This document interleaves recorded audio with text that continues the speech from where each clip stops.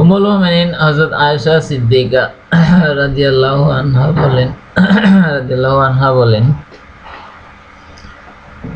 রাসূলুল্লাহ সাল্লাল্লাহু আলাইহি ওয়াসাল্লাম আমাদের তালাকের অধিকার প্রদান করিয়াছিলেন।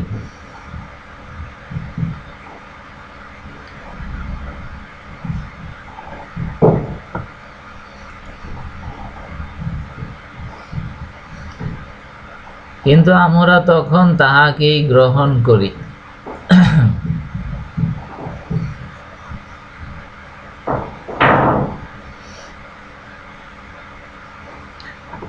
সুতরাং নবী করিম সাল্লাল্লাহু আলাইহি সাল্লাম ইহাকে তালাক গণ্য করেন নাই।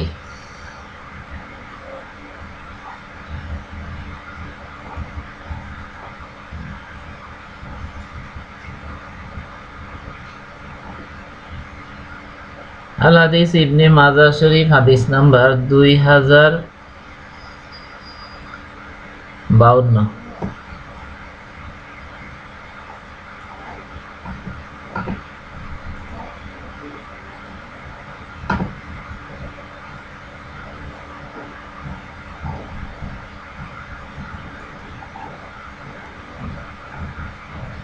কোরআনের এই আয়াতটি যখন নাজিল হইল, অর্থ,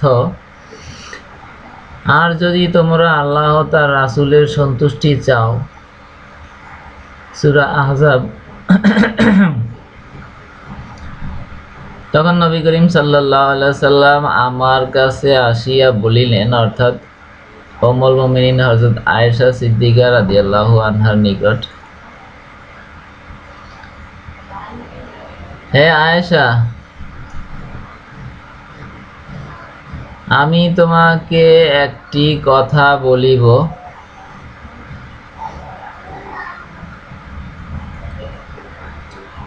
তুমি কিন্তু তোমার পিতামাতার সাথে পরামর্শ না করিয়া সেই সম্পর্কে কোনরূপ তাড়াহুড়া করিবে না।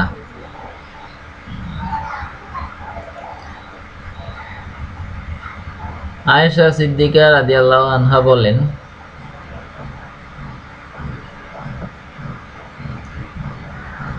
তিনি জানিতেন, আল্লাহর কসম, নিশ্চয় আমার পিতামাতা কখনো তাহার থেকে আমার তালাকের পক্ষে মত দিবেন না।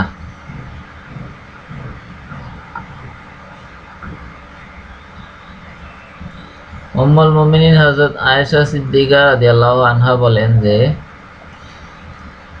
তারপর তিনি এই আয়াতটি আমার নিকট তিলাওয়াত করিলেন, অর্থাৎ নবী করিম সাল্লাল্লাহু আলাইহি ওয়াসাল্লাম। অর্থ, হে নবী,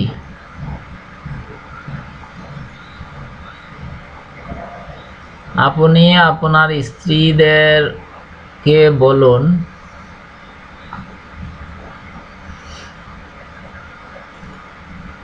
তোমরা যদি পার্থিব জীবন ও এর ভূষণ সৌন্দর্য চাও,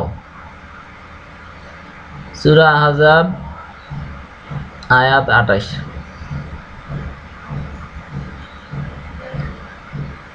তখন আমি বলিলাম,